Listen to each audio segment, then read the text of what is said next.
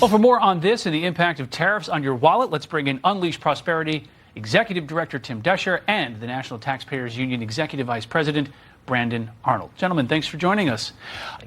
Tim, I'll start with you. Is this a big deal, this de minimis ruling? Well, look, I mean, they're sticking to their messaging. This is a national security thing. This is drugs. This is our, future national security. That's what the White House is saying. But if you look a little bit, this is also $60 billion in goods that are skirting tariffs. So there may be a double whammy going on here where they're saying it's this, but they're also benefiting from, the revenue that could be generated by putting these tariffs back on this. But I'll tell you one thing, it's going to hit small businesses that import in small batch buys from these companies. So little clothing shops that bring in Lululemon. They may order things under $800 to skirt the tariffs, but now that's going to be a little bit more expensive for those moms looking to go to yoga. Yeah, and Brandon, the number of goods, yoga pants and such, driving through this loophole had really exploded over years. Do you think it's an example of abusing the system, or this is just commerce? I think it's just commerce, and I wouldn't even describe it as a loophole. I think it's something that consumers, and as Tim mentioned, small businesses have relied upon to drive down the cost of operations. So, those bracelets or handmade picture frames for my son, the board games that he will get through utilizing that you call it a loophole, exemption. I think those prices are all of a sudden going to skyrocket to the tune of maybe $80 a pop. And then we're going to see less affordable items available to American consumers. Okay, we'll look at that. Take a look at this, too. Gas prices projected for Labor Day, lowest in 5 years. This is something President Trump ran on. We're at $3.15 a gallon about now. You compare that over the last few years, gas prices are down.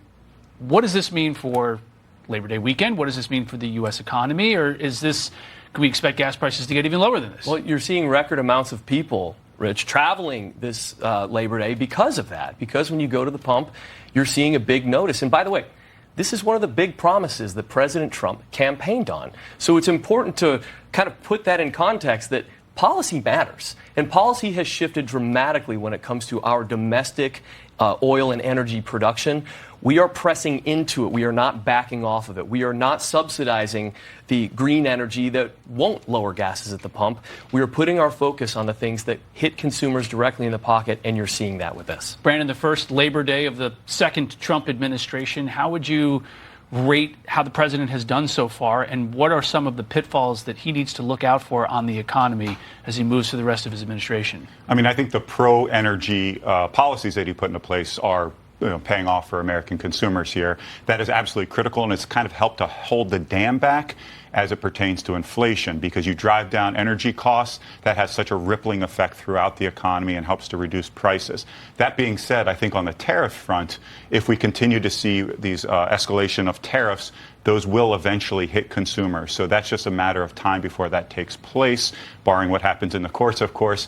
But the pro-energy, the deregulatory policies absolutely having a positive impact on the economy. Tim, the White House has, in its words, supercharged artificial intelligence. There's a new study out of Stanford showing there is a 16% decline in employment for 22 to 25-year-olds thanks to artificial intelligence. Do you buy that, or is this something that the economy now has to deal with? I think in certain ways, I do buy that. Yeah, absolutely. AI is very helpful in ways that it wasn't before.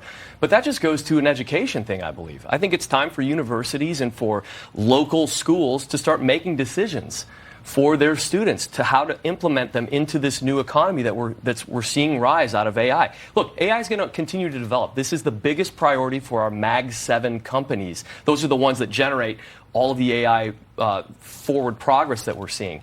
And so I think, Rich, I really do think that this is going to be a huge deal for our education system to try and train these jobs to work for us. But in the process, you are going to see some people misplaced from that.